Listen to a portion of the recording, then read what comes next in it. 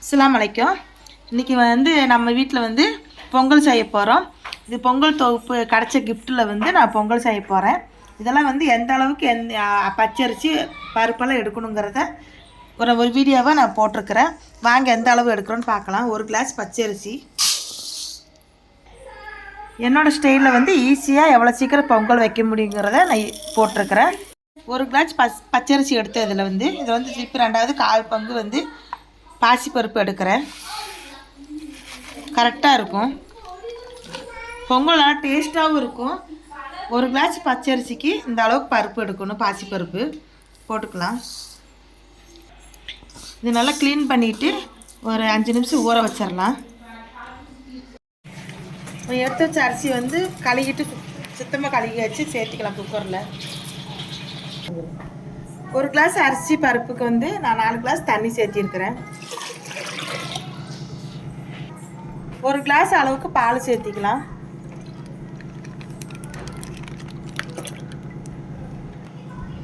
ஒரு பிஞ்சு உப்பு. விசில் விடுறதுக்கு ஒரு 5 விசில் விடலாம். வெல்லத்தை வந்து கொஞ்சம் ஒரு 1/2 கிளாஸ் தண்ணி ஊற்றி அடுப்பில் வச்சுட்டு காய்ச்சி எடுத்துக்கலாம். காய்ச்சிட்டு அதில் வந்து பொங்கலில் ஊற்றும்போது இருத்து ஊற்றணும். அப்போ தான் மண்ணுகன்னு இருந்தாலும் டெஸ்ட் இருந்தாலும் ஜலடையில் இருந்துக்கிறோம். அதுக்காக இந்த மாதிரி வந்து தண்ணி வச்சு கொஞ்சம் அடுப்பில் வந்து அந்த இந்த அளவுக்கு நல்லா க்ரீமியாக வந்து நல்லா விசில் விட்டதுக்கப்புறம் கரண்டி வச்சு கொஞ்சம் நல்லா அப்படியே மசிச்சு விட்டிங்கன்னா மசிஞ்சிரும். ஏன்னா வெல்லம் பாகு ஊற்றுனதுமே நல்லா அரிசி வந்து விரைச்ச மாதிரி ஆயிரும். அப்போ நல்லா மசிச்சுட்டு ஊற்றுனீங்கன்னா கரெக்டான பொங்கல் பதத்துக்கு வந்துடும். கரைச்சி வச்சுருக்கிற வெல்லத்தையும் சேர்த்துடலாம். மேலால் அப்படி இருத்து ஊற்றிடலாம்.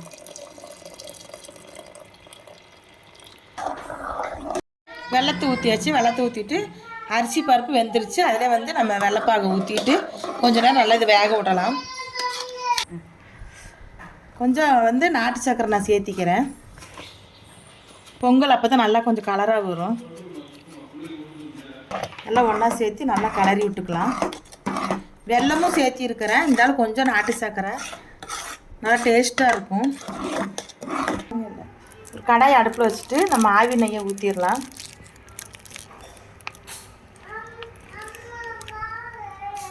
நெய்யை கொஞ்சம் தாராளமாகவே போட்டுக்கோங்க.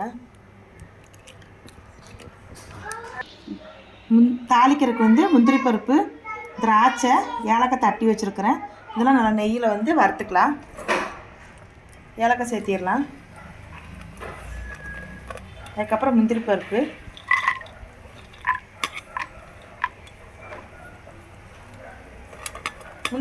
கொஞ்சம் வணங்கினதுக்கப்புறம் திராட்சை சேர்த்திக்கலாம். கருகாமல் பொன்னரமாக வர வரைக்கும் கொஞ்சம் வறுத்துக்கலாம். சேர்த்திக்கலாம்.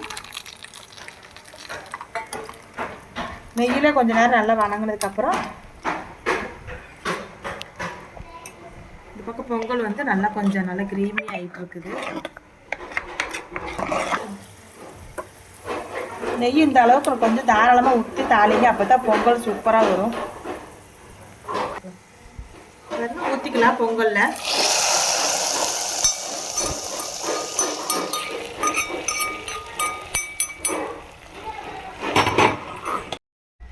திராட்சை முந்திரி தாளித்து ஊற்றிருக்கிறேன். ஊற்றுனதுக்கப்புறம் ஒரு 5 நிமிஷம் அப்படி கேஸ் ஆஃப் பண்ணிவிட்டு ஒரு 5 நிமிஷம் விட்டிங்கன்னா கொஞ்சம் நல்லா கெட்டியாயிரும். சூப்பரான நம்ம பொங்கல் ரெடி. இந்த மாதிரி ஈஸியாக பொங்கல் செய்கிறதுக்கு இந்த மாதிரி குக்கரில் வச்சு சீக்கிரம் எடுத்துட்டோம்னா சூப்பரான பொங்கல் ஈஸியாக ரெடி ஆயிரும். இது வந்து ஃபுல் வீடியோ பாருங்கள். என்னோடய சேனல் வந்து சப்ஸ்கிரைப் பண்ணுங்கள், லைக் பண்ணுங்கள், மறக்காமல் பெல் ஐக்கானை கிளிக் பண்ணுங்கள். என்னோடய சேனலுக்கு சப்போர்ட் பண்ணுங்கள். தேங்க்யூ. ஹாப்பி பொங்கல்.